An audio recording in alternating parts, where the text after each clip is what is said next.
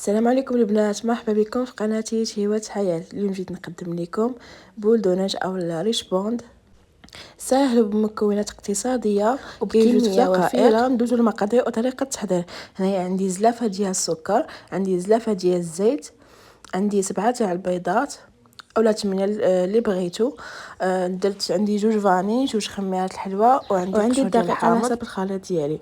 غادي هنا نبداو. عندي رشه ملح، عندي نضيف البيض والسكر والزيت والفاني، غادي نخلطهم مزيان ونزيد لهم قشور ديال الحامض.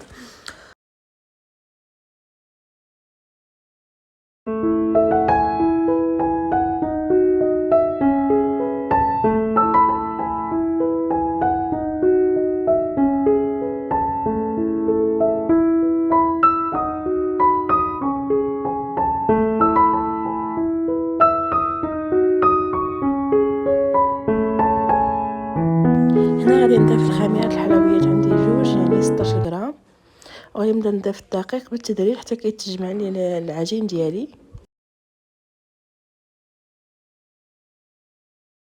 هنا من بعد ما تعجني العجين ديالي كيجي على هذا الشكل هذا.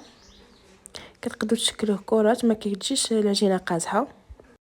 وغادي نشكلهم على شكل كرات، وغادي نستفهم في اللاطه ديالي وندخلهم الفران اللي كيكون مسخن من قبل على درجه متوسطه حتى كيبداو يحمروا لي من تحت. كنهودهم غير كياخذوا واحد التحميره خفيفه وكنحيدهم. انا الكميه اللي تقسمت معكم عطاتني هذه الكميه كامله ما شاء الله 112 حبه. هنايا غادي ناخذ الكونفيتور اللي سخنته. عندي الحلوى ديالي بارده وكونفيتور اللي سخنته باش يطلق لي شويه، وعندي الكوك. هنا غادي نبقى ندير الحلوى ديالي في الكونفيتور، وغادي نغطسها مزيان، وغادي نديرها في الكوك على شكل اللي موضح في الصوره. كيجيو على هذا الشكل هذا، كيجيو زوينين. وتقدروا تصغروا الحلوى ديالكم الا كنتو كتبغيو تلصقوا حبه مع حبه. انا كنبغيهم فرديين هكا. غادي نكمل الكميه ديالي كامله. كيجي على هذا الشكل هذا، كيجي لذيذ بزاف وهشيش. نتمنى انكم تجربوا الوصفه وتردوا عليا في التعاليق.